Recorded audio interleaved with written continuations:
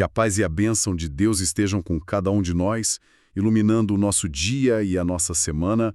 Bem-vindos a mais uma análise. Hoje a gente vai mergulhar num texto antigo que é quase uma cena de crime, sabe?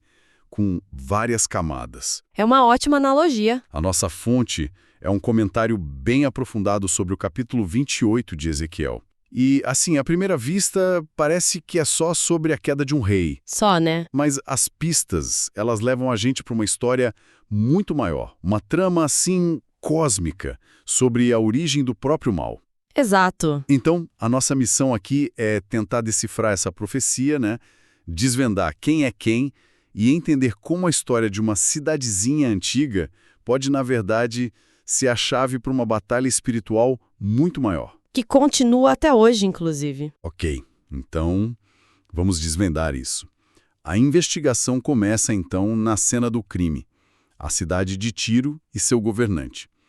E a principal evidência contra ele, o motivo do julgamento, é um orgulho, assim, monumental. É impressionante. Ele literalmente diz no coração dele: "Eu sou um Deus, sento-me no trono de Deus." O mais curioso é que a profecia diz que ele era mais sábio que o profeta Daniel. Que era o padrão de sabedoria da época, né? Exato.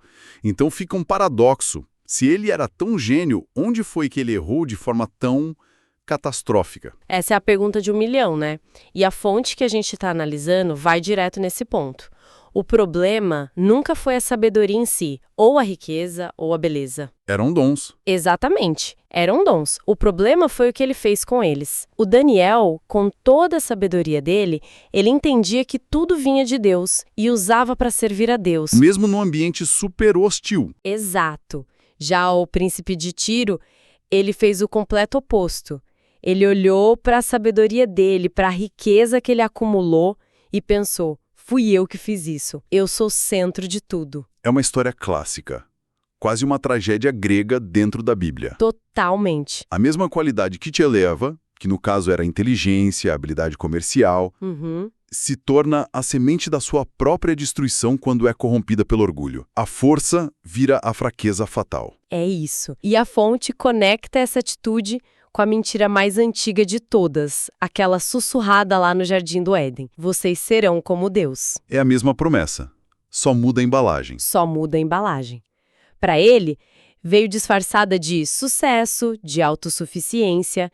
Ele realmente acreditou que o sucesso dele o colocava acima da condição humana. E aí vem o julgamento. E o julgamento de Deus é tão poético quanto terrível. Deus basicamente diz: ah, você se acha um Deus? Então eu vou trazer os povos mais terríveis para te matar. E aí, na hora da sua morte, vamos ver se você consegue manter essa pose toda. A morte o forçaria a encarar a própria humanidade. Exatamente. A sua frágil e inegável humanidade. Ok, então essa parte faz sentido. A queda de um rei humano por orgulho. E a gente já viu essa história antes. Mas, de repente, o tom da profecia muda. Muda completamente. A linguagem que Ezequiel usa a seguir parece desproporcional para qualquer ser humano. Ele começa a falar de um querubim ungido que estava no Éden, o jardim de Deus, coberto de pedras preciosas. Isso não se encaixa na biografia de um rei por mais poderoso que ele fosse. O que está acontecendo aqui? É nesse ponto que a nossa fonte nos convida a enxergar o texto em duas camadas. Como se fosse uma imagem 3D, sabe? Que só faz sentido quando você olha do jeito certo. Duas camadas. Isso. No nível da superfície, a profecia ainda está falando com o rei de Tiro. Mas por trás dele, as palavras de Ezequiel estão descrevendo uma entidade muito mais antiga e poderosa. A linguagem transcende o humano. Porque o alvo final da profecia não é apenas humano. Espere um pouco. A fonte que a gente analisou é bem direta sobre isso. Ela chega a dizer que o rei de Tiro estava possuído por Satanás. Essa é uma afirmação muito forte. Muito forte. A gente deve entender isso literalmente, tipo como num filme de terror, ou é mais uma forma poética de dizer que ele encarnava os mesmos princípios de orgulho e rebelião? Ótima pergunta. Porque a palavra possessão pode levar a gente para umas imagens meio equivocadas. O que o comentário sugere é uma fusão de vontade, sabe? Uma influência espiritual tão profunda que as ações do rei se tornaram um reflexo perfeito da vontade dessa outra entidade. O orgulho dele abriu a porta. Exato, o orgulho do rei abriu a porta para que o príncipe deste mundo, como a Bíblia chama Satanás, agisse através dele. E o fascinante aqui é que essa técnica não é um caso isolado. A gente vê algo muito parecido em Isaías 14. A lamentação sobre a queda do rei da Babilônia também usa uma linguagem que aponta claramente para a queda de Lúcifer. É como se esses tiranos humanos se tornassem avatares, então. Avatares de uma rebelião cósmica muito maior. Exatamente isso. E sobre essa figura do querubim, a imagem que vem à mente é de um anjinho bochechudo, mas o texto original não quer dizer isso, né? Não poderia estar mais longe da realidade. A pronúncia hebraica é queruvim, e eles são descritos em outras partes, inclusive no próprio livro de Ezequiel, como seres majestosos, temíveis. Quase como guardiões. Pense neles como os agentes do serviço secreto da sala do trono celestial. Guardiões de uma santidade e poder que a gente nem consegue imaginar. E este ser em particular era o querubim ungido protetor. O que sugere que ele tinha a posição mais alta de todas. A mais alta de todas. Então, essa profecia contra um rei em Tiro é, na verdade, uma janela para a pré-história do universo. A gente está vendo um vislumbre da história de origem do mal. É exatamente isso. A fonte detalha essa queda. Como foi essa transição da perfeição para a rebelião? É uma trajetória muito trágica. A fonte descreve passo a passo. Ele foi criado perfeito em seus caminhos. Não tinha falha nele. Era um ser de beleza, de sabedoria inigualáveis. E aí? Mas em algum momento, o texto diz que se achou iniquidade nele. E essa iniquidade não veio de fora. Ela nasceu de dentro. Do próprio coração dele. Do próprio coração. Elevou-se por causa da sua formosura, diz o texto. Ele corrompeu a sua sabedoria por causa do seu resplendor. Em outras palavras, ele se apaixonou pela própria imagem no espelho. Ele quis reter a glória para si mesmo em vez de refletir a do Criador. Isso. Ele quis subir, tomar o lugar de Deus. E a fonte que a gente usa destaca um contraste teológico fundamental aqui. Certo. Sim. E para mim, esse é o ponto mais poderoso do estudo todo. A fonte mostra um quiasmo teológico. O ser criado mais glorioso, o querubim, tentou subir para ser igual a Deus, e com isso ele caiu. E em contraste. Em contraste absoluto, o Criador, Jesus Cristo, que já era igual a Deus, escolheu descer, se humilhar, se tornar humano para nos redimir. Criatura que sobe e cai, e o Criador que desce e exalta. Essa inversão é a chave para entender toda a narrativa bíblica. E está encapsulada aqui, nessa profecia sobre um rei fenício. É o orgulho contra a humildade em escala cósmica. Essa rebelião celestial, então, teve consequências. A fonte faz uma conexão bem surpreendente e até controversa com o estado da terra em Gênesis 1, versículo 2. O famoso sem forma e vazia. Tohu vavohu, no hebraico. Exato. Como a queda de um anjo pode ter afetado o nosso planeta? Essa é a parte mais especulativa do comentário, mas é bem intrigante. A teoria é que a Terra não foi criada nesse estado caótico, mas ela se tornou assim. Como resultado direto da expulsão de Satanás? Isso. A rebelião teria causado uma devastação cósmica.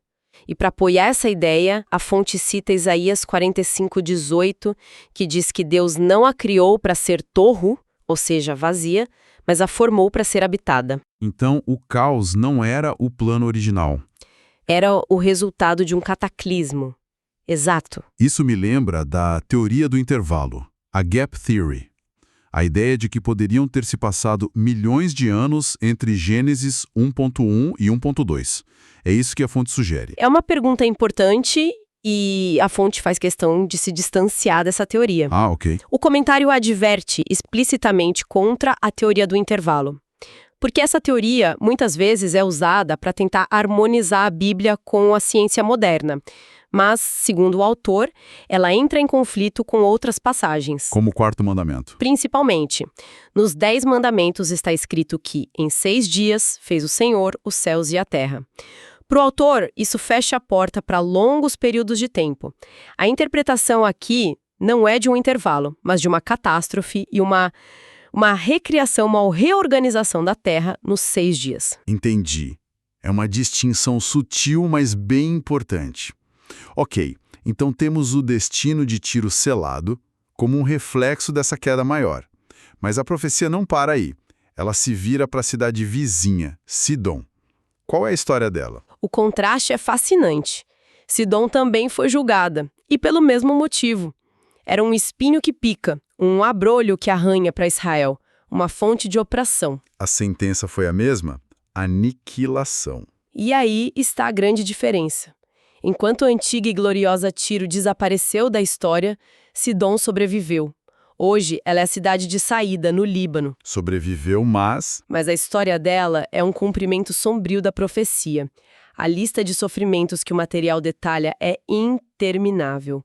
Foi conquistada por seleucidas, romanos, cruzados, sarracenos. Foi bombardeada por britânicos, franceses, turcos. Sofreu na Guerra Civil Libanesa e, mais recentemente, foi alvo de bombardeados israelenses. então o juízo se cumpriu repetidamente, mas não foi de aniquilação total. Exato. Foi um juízo constante, mas não final como o de Tiro. Então, depois de toda essa destruição e julgamento, o capítulo termina com uma virada de foco completa olhando para Israel. Como tudo isso se amarra no final. Essa é a nota de esperança que encerra tudo. O padrão é claro. Enquanto as nações que oprimem o povo de Deus enfrentam o juízo, para Israel existe uma promessa de restauração. A promessa de reunir o povo de volta. Isso, de reunir o povo dos lugares onde foram espalhados. E a nossa fonte vê um cumprimento parcial, mas impressionante disso no retorno de milhões de judeus para formar o moderno Estado de Israel. Mas você disse parcial, tem um detalhe a mais, né? Tem um detalhe crucial. A promessa diz que eles viverão em segurança na sua terra. Mas isso só vai acontecer depois que Deus executar seus juízos sobre todos os vizinhos que os desprezaram. O que aponta para um evento futuro. Aponta para um acerto de contas final, que vai trazer a paz e a segurança definitivas. A restauração completa ainda está por vir. Incrível. Então, recapitulando, a gente começou com o orgulho de um rei e essa pista nos levou à cena de um crime cósmico. Exato. A rebelião do ser mais glorioso da criação. Vimos como essa queda pode ter tido consequências para o nosso planeta, como o julgamento se desenrolou na história, e no fim, a trilha nos levou a uma promessa de restauração final. Uma jornada e tanto em um único capítulo. Que jornada! E isso deixa a gente com uma reflexão, né? Que a própria fonte nos provoca a fazer. A gente viu que o orgulho foi o que derrubou o ser talvez mais privilegiado de toda a criação. Se ele, que estava na presença de Deus, não estava imune. Exato. Isso redefine o que é o orgulho. Não é só um defeito de caráter, um problema psicológico. É uma força espiritual. É a raiz de toda a rebelião contra o Criador. A questão que fica é como essa percepção muda o jeito que a gente enxerga as nossas próprias lutas. Com o ego, com a ambição, com aquele desejo sutil de sermos o centro do nosso próprio universo. Uma pergunta poderosa para refletirmos. Deus abençoe todos os ouvintes.